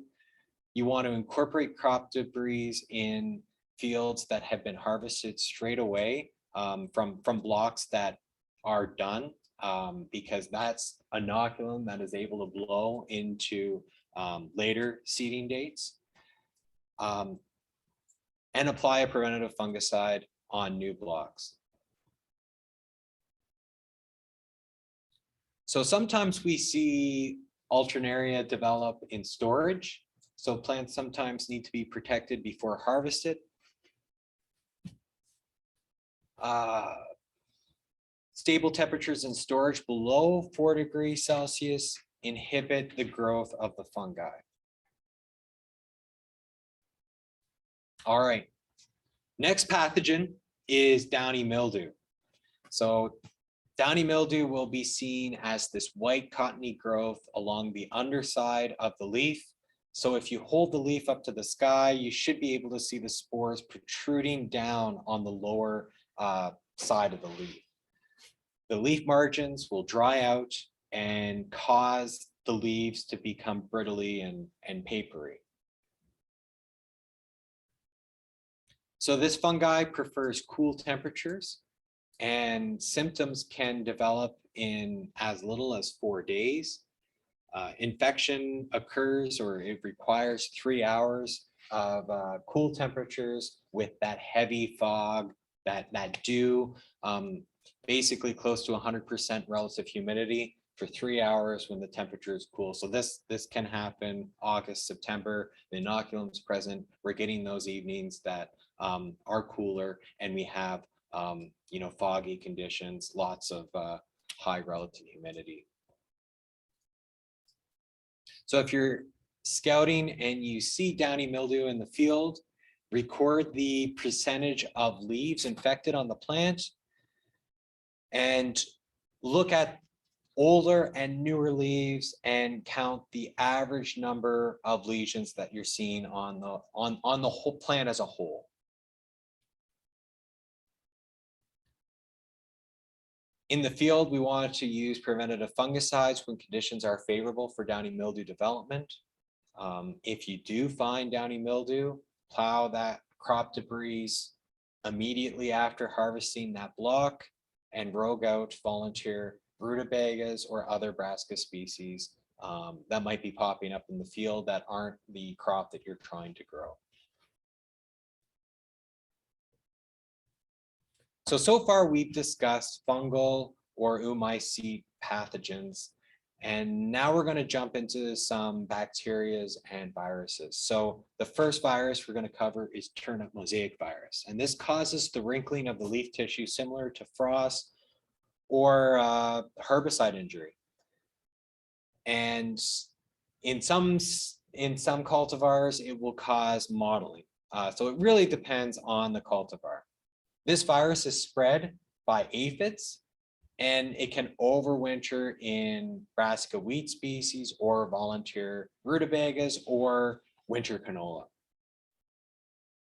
So what can you do? There's not much you can do. You got to carefully rogue out those infected plants that are showing symptom development, avoid touching non-infected plants, and manage that aphid population. Moving on to bacterias, we have a few, and the first we're going to start with is Pseudomonas. So Pseudomonas causes these small, round, almost look like flea beetle damage. They're like bullet holes. They're circular lesions in the leaf with these light green halos surrounding that dark circle. So these spots will dry out and the leaves will look like they have bullet holes through them. We can see this early in Brassica transplants in the greenhouse where it's obviously not flea beetle damage. With this bacteria, you want to avoid overhead irrigation, manage those insect pests that are going to be transmitting that bacteria from plant to plant, And when we're in the field, implement a 3-year crop rotation.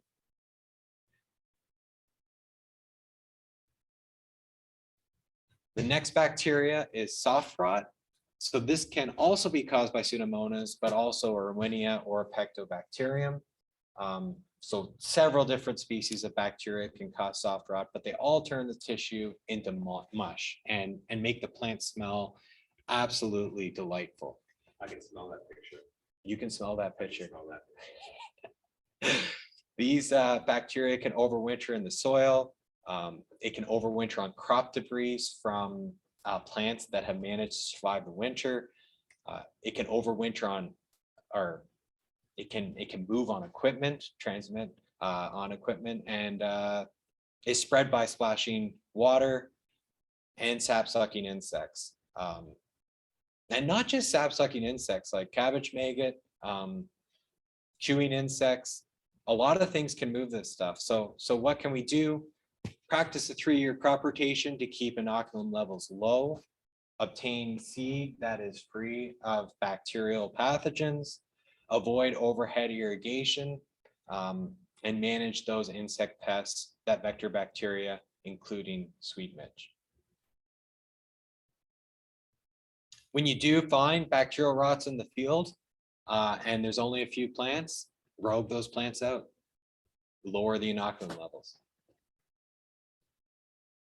The next bacteria, it's deadly and needs to be caught quickly if you see it in the field or it takes over and spreads quite quickly. So black rot is called by Xanthomonas campestris, and it creates these V-shaped lesions starting at the tip and working their way back. And basically, as the bacteria is growing in the vascular tissue, it's cutting off the flow of nutrients to the remainder of the leaf. And basically all of the leaf tissue that is serviced by that vascular tissue dies past that clogged vascular tissue. So the hydrothodes of the leaf open at night and allow water droplets to form on the tips. And hydrothodes are there to allow for excess moisture to be released from the plant, opposed to the cells bursting or having too much water. So this is great unless there's black rot bacterial cells that are getting blown by the wind, land in that hydrothode water droplet, and then get sucked into the plant in the morning as the relative humidity goes down and the plant wants that moisture back. And so as it gets pulled in there, it clogs the vascular tissue, starves the leaf tissue that is serviced by that vascular tissue, causes these yellow lesions, and that tissue dies. So you'll see plants with a whole bunch of yellow tips throughout the field. If you were to cut open a stem of an infected plant, whether it's a leaf or a stem of a Brussels sprouts plant, let's say, you will see this black vascular tissue next to stomata is closed at night. Well, yeah, so if it can also come in on the stomata and start, most of the time though, it's coming in through the hydrothode. So this pathogen can spread quickly. Let's avoid it altogether. So here's a bunch of management strategies prior to planting that can reduce those inoculum levels and reduce the chances of seeing this pathogen to begin with. Because as soon as it's through the field, it's not like we can apply a curative fungicide to treat a bacteria that's inside. You're basically either roguing the plant or living with it. And now you've got all of this inoculum there in the field that could go on to infect next year's crop if not managed properly. Here's that leaf section that has been cut longitudinally. And you can see that black bacteria developing in the vein. If you were to hold this leaf up to the light, you'd actually be able to see dark outlines of where the veins are, opposed to being able to see through the leaf per se. So if you observe black veins, and as a scout, you want to record the percentage of leaves infected, average number of lesions per plant, and your Brassica scouting for the day is over. You're not going to go into any other Brassica fields unless take a shower and change your clothes. So you will see those signs there in the, before you'll see the bead in the leaf. It depends. Most of the time, you're going to see that bee, Yeah. but in severe cases, as it moves back, you hold it. Like, let's say that it's not at the very tip of the leaf. Let's say it's at the side that it's coming in. It may not be a distinct bee, right? And so in that case, if you find a yellow leaf and you're concerned about it being aster yellows, fusarium yellows, or nitrogen deficiency, if you were to cut that leaf, hold it up to the light, and you see those black veins, then you know it's black rot. So if we see it in a small, like quite often, we'll see it in a small area of the field, right? Because of the waterlogging, right? And so if, do you say if we were to remove all those plants, that would be the best thing we could do? If you were able to, right, if you were able to rogue out those suspect plants before it has a chance to spread to other plants in the area, you could be successful at stopping it. That's going to be your best management strategy, right? You know, we had a huge problem last year because of flooding, right? And never seen it so bad, right? But and yeah, the copper suppresses it, but it also stops it. Yeah. Slows it. I don't know. That's interesting. All right. Next pathogen is white mold or Sclerotinia. Now, this is where we have that white mycelial growth that tends to begin near the ground on the older leaves and then works its way up to the head. So this fungi causes white mycelial growth that could maybe look like fusarium, but what makes it different is that it produces these small black sclerotia that look like mouse droppings. And that's on the lower right. You can see some black. And on the top picture, I think in the middle of the head, there's some white mycelial growth with little black specks. So this fungi essentially overwinters as these sclerotia for up to 8 years until conditions are favorable for, and the host is present. So these sclerotia are very long-lived, but they need a wound site to colonize because Sclerotinia it's a weak pathogen. So it will often colonize damaged tissue. Maybe there was insect feeding at the base or in that cabbage head, as we saw earlier, and then be able to colonize that site and then start to move throughout the head of the plant. So there are a bunch of management strategies available, but as a scout, you would count 25 plants and record the number of plants that were affected with Sclerotinia. Next pathogen is Fusarium yellows, and it's caused by a specific subspecies of Fusarium oxysporum that causes symptoms very similar to black rot. So this is where it's handy to cut off that leaf and look for those black veins by holding the leaf up to the sun. So you'll see those black veins in both Fusarium yellows and black rot, and you'll see yellowing of the lower leaves in Fusarium yellows. So this pathogen is soil-borne, and the spores enter the root. They colonize the plant, reduce the nutrient uptake, causes the older leaves to yellow, and then they release a toxin that eventually will kill the plant, as we see in the bottom left. So as a scout, I would look and make sure that you don't see any V-shaped yellowing of the leaves like black rot, but that you see the whole leaf yellowing. If you cut open the stem, in Fusarium, you'll see this discoloration of the xylem in a ring. Black rot is starting from the tips down. Fusarium yellows is often starting from the bottom up. Next few pathogens attack the roots, and the first one is sugar beet cyst nematode. So look for patches of the field with wilted or stunted plants. Often these plants will wilt when conditions are hot and dry and the plants are already stressed. And what happens is that the nematode hatches from the egg, it feeds on the root, and the females attach to the root and swell into these white cysts that are just full of up to 300 eggs. They could survive in the soil for up to 12 years, and this whole life cycle can be completed in as little as 30 days if the environment is favorable. So the best thing you can do as a grower is implement a good crop rotation.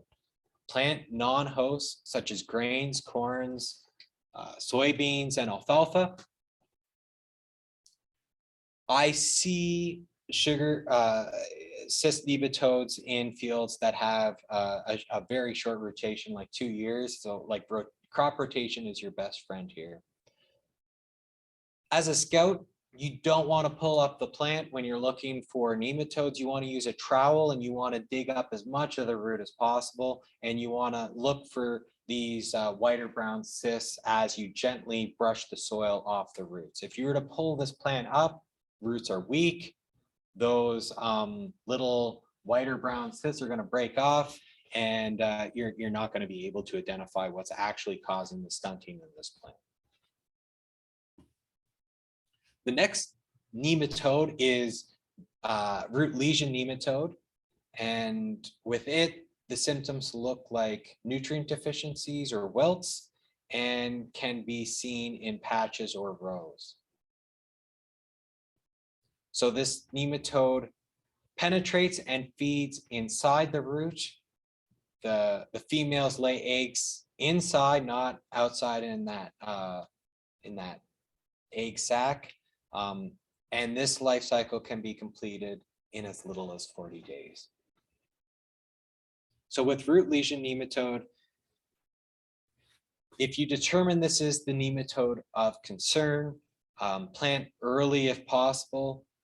Avoid rotations with highly susceptible crops, such as soybeans, wheat, canola, oats, rye, chickpea, and mustard.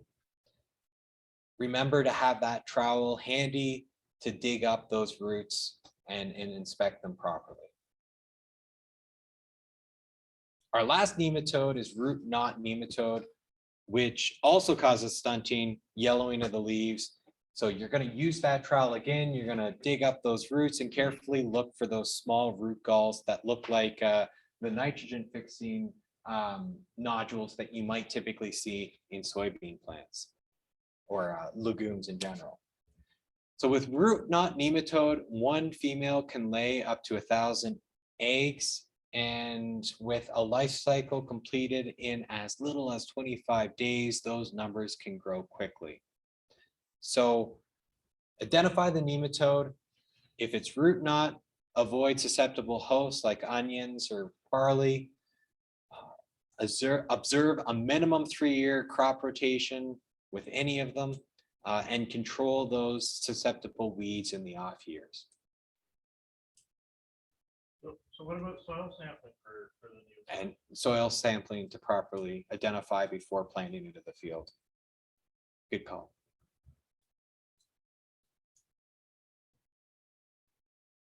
Our last pathogen is clubroot, and this is also a soil-borne pathogen that, in this case, it causes club roots, and small infections or moderately susceptible plants, you might see little nodules that are similar to root knot nematode. So clubroot causes wilted plants and yellowing of the foliage. So 1 gram of soil can have up to 100 million spores, and these spores can last in the soil for at least 23 years. So the severe galls that you could see on this slide are caused by at least 1,000 spores per gram in that 1 gram of soil. So even if you were to kill 99.9% of 100 million spores in that 1 gram of soil, you're still left with 1,000 spores that can cause severe clubbing. So as a scout, it's worth digging your small stunted plants as you find them in the field with your trowel or shovel. Shake off that soil, observe the roots for club roots, galls, or nematodes. In the case of clubroot, once it is found, there is little that can be done to rescue that crop. While some fumigants claim they can kill, 99% of the spores, that 1% is still able to cause severe disease development in the plant. So this is why biosecurity is key. Prevention, clean equipment before you enter the field. Between going to different field sites, if you're purchasing a used planter, make sure it is spotless before you're using it to plant into your field. So that is a summary of the main pathogens affecting brassicas in Ontario, at least. Our retired colleague, Mike Chiletti, he always showed that book right there and on the screen, top left. I would also like to highlight that this is a great book to have on the dash of your truck or folded and kept in your back pocket to have handy when you're scouting the field. I'd also like to point out that we have a Brassica IPM section on crop IPM, which is also a good resource, but digital. And over the next year or so, you will be seeing that moved over to a new site and improved. So the slides presented today by both Dennis and I have had many contributors over the past years, and I'd like to thank all those that are shown here. And I'd be happy to take any questions. And while I'm taking questions, if you can log back onto Slido, it is really important that we see if you actually learned anything from the pathology section. We'll go through these quizzes, and then there will be a survey at the end of the workshop.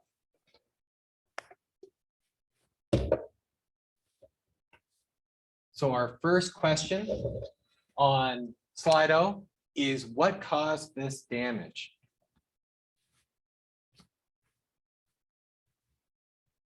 Was it botrytis, Sclerotinia, Rhizoctonia, aster yellows, downy mildew, or black midrib?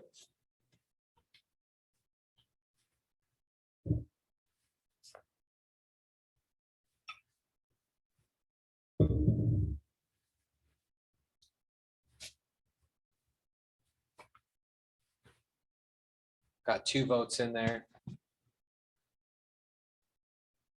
Let's get a few more. 5, 4, 3, 2, 1. All right, Sclerotinia, Rhizoctonia, downy mildew, black midrib. Those who selected Sclerotinia are right. These are those black mouse dropping like sclerotia that are found on the cabbage head. All right, next one. What caused this? Got that V-shaped lesion, black vascular tissue. Is it Alternaria, botrytis, bacterial leaf spot, downy mildew, soft rot, or black rot?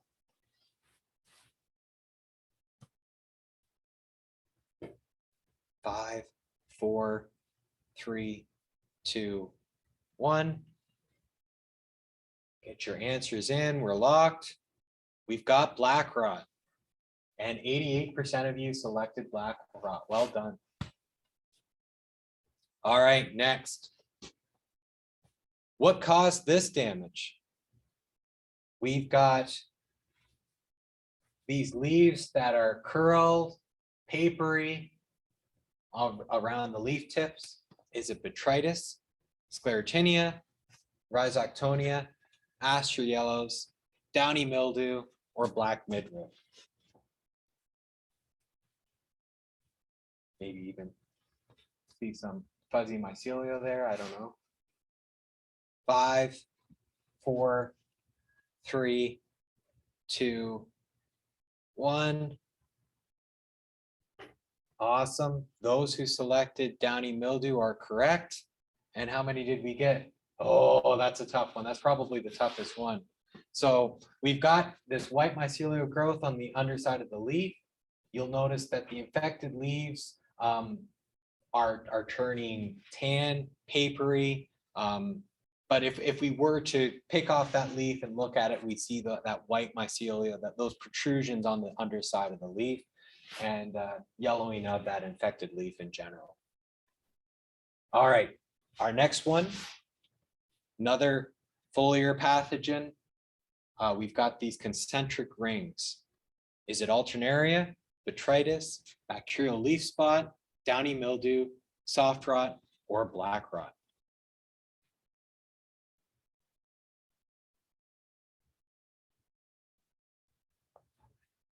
Four, 3, 2, 1. All right.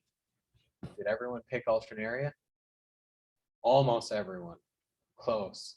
So bacterial leaf spot would look more like a bullet hole, flea beetle damage where you have that dark single ring and tan or white middle part, and then that halo around it. Alternaria, we've got those concentric rings there, which are very characteristic of Alternaria. And our last question today, what is this? We've got a plant with the lower leaves that are turning yellow. So we're seeing damage coming from the bottom up, no V-shaped lesions, and it's not an abiotic disorder because we only have living pathogens on the as answers. So what caused this? Is it Alternaria, Botrytis, bacterial leaf spot, downy mildew, Fusarium yellows, or Astroyellows? 5, 4, 3, 2, 1. So those that clicked Fusarium yellows would be correct. The main thing that you could do is cut this plant, look at that stem, look for that black ring of that xylem tissue within to really identify it as Fusarium yellows. Okay, there is now a survey open on Slido. And so those who are joining us virtually, if you could fill out that survey, that would be greatly appreciated. Let us know how we did today. And for all of you in person, there is a survey in the back of the binder. If you could fill that out and hand that to us before you go today, that would be great. I want to thank everyone who helped today. Thank you, Dennis. And we'd be happy to answer any questions in the chat, or and if you want to email us at a later date, our contact information is at the start of the handouts. Thank you.